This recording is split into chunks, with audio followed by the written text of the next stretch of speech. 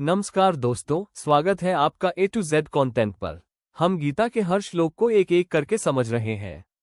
पिछली वीडियो में हमने देखा कि दुर्योधन अपने गुरु द्रोणाचार्य को पांडवों की सेना दिखाकर कहता है कि इसे आपके ही शिष्य धृष्टद्युम्न ने व्यवस्थित किया है। आज हम चौथा श्लोक समझेंगे, जिसमें दुर्योधन पांडवों की वीरता का वर्णन करता है। श्लोक पाठ 4 अत शूरा महेश्वासा भीमार्जुन स्मायुधि युयुधानो विराटश्च द्रुपदश्च महार्थः। 4 हिंदी अनुवाद।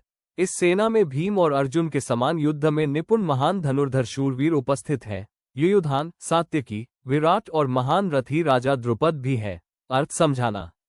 दुर्योधन यहाँ पांडवों की सेना में मौजूद महावीरों का उल्लेख करता है। वो कहता है कि इस सेना में भीम और अर्जुन जैसे योद्धा हैं। इसके अलावा सात्यकी, युयुधान, राजा विराट और राजा द्रुपद भी महान योद्धा है। दुर्योधन का मन पांडवों की ताकत देखकर और भी विचलित हो जाता है। यद्यपि वो पांडवों को तुच्छ समझता था, लेकिन अब उनकी शक्ति का सामना देखकर अंदर से असुरक्षा महसूस कर रहा है। जीवन से जुड़ा उदाहरण ये श्लोक हमें सिखाता है कि हमें अपने विरोधियों या प्रतियोगियों को कभी हल्के में नहीं लेना चाहिए।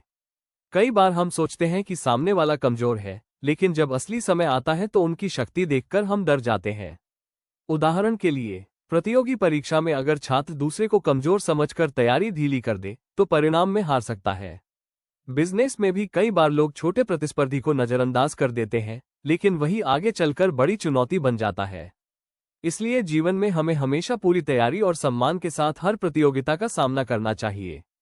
प्रेरणा और निष्कर्ष। इस श्लोक की शिक्षा ये है कि सामने वाले की क्षमता को पहचानना भी बुद्धिमानी है। अहंकार और लापरवाही हमें कमजोर बना सकती है। हमें दूसरों की ताकत देखकर डरना नहीं चाहिए, बल्कि उससे प्रेरित होकर खुद को और मजबूत बनाना चाहिए। जय श्री कृष्ण।